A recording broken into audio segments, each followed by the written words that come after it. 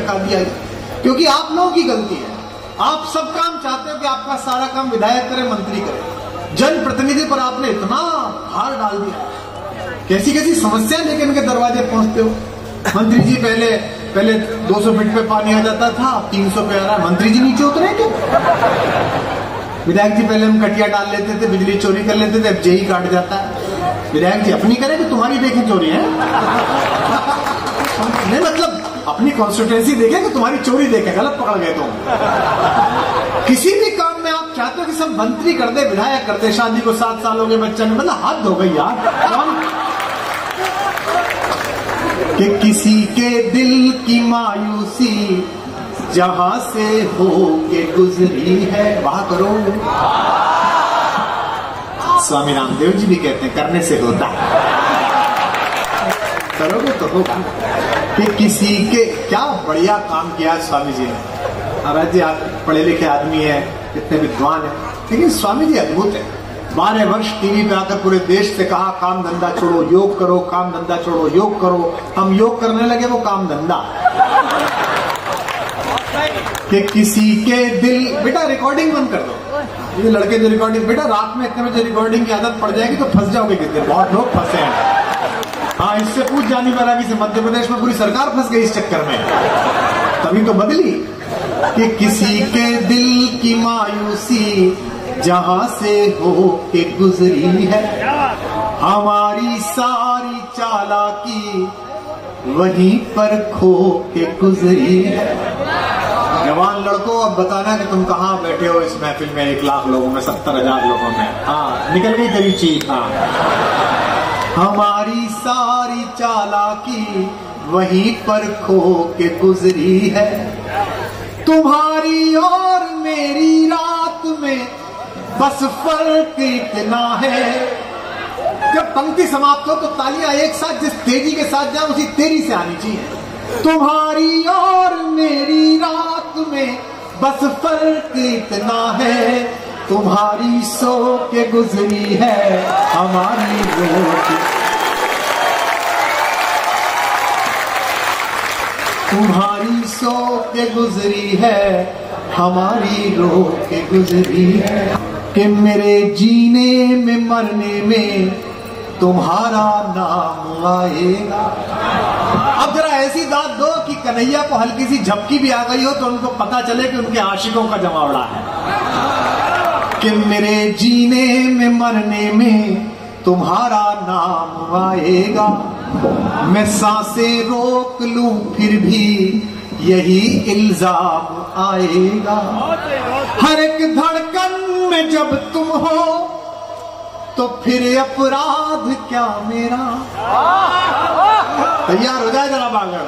हर एक धड़कन में जब तुम हो तो फिर अपराध क्या मेरा, अगर राधा पुकारेगी तो फिर घनश्याम आए, अगर राधा पुकारेगी तो फिर घनश्याम आएगा। कि कोई दीवाना कहता है,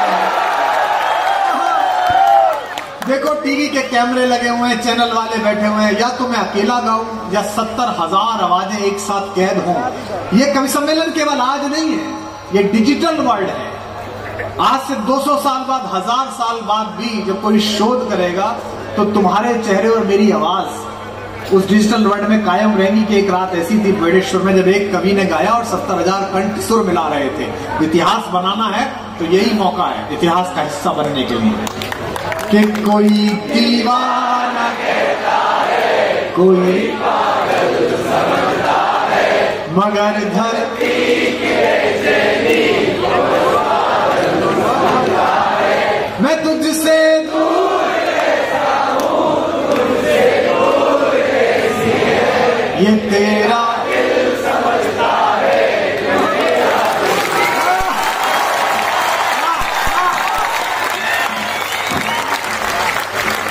कि पुकारे आंख में चढ़कर तो खूं को खूं समझता है।